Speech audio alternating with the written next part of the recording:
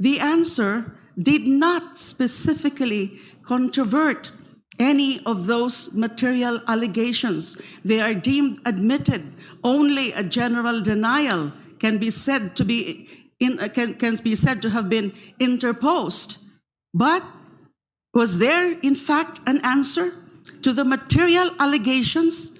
Yung mga tungkol po doon sa pagbanta nga po sa Pangulo at iba pang opisyal, tungkol din po sa malverse na mga pera, yung hindi pagkaka-explain ng mga confidential funds, anomalous disbursements, yung mga certification ng VP Sara, siya mismo ang pumirma, yung mga liquidation vouchers, liquidation reports, accomplishment reports, siya mismo ang pumirma. Yung pag-deliver ng perang ito, doon na nakita natin doon sa affidavit as attached to the complaint ni Mr. Ramil Madriaga kung saan napunta. Hindi ito doon sa mga tamang gamit para sa confidential funds. Walang sagot tungkol doon sa mga notices of suspension, pag-issue ng notices of suspension, notices of disallowance.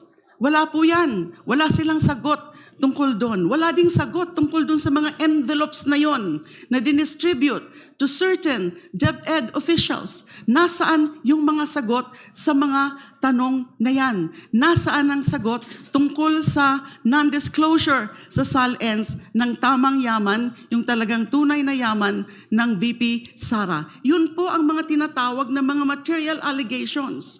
And yun din, ang mga allegations na yan ang nagko-constitute ng mga grounds na binanggit sa complaint, pero walang sagot.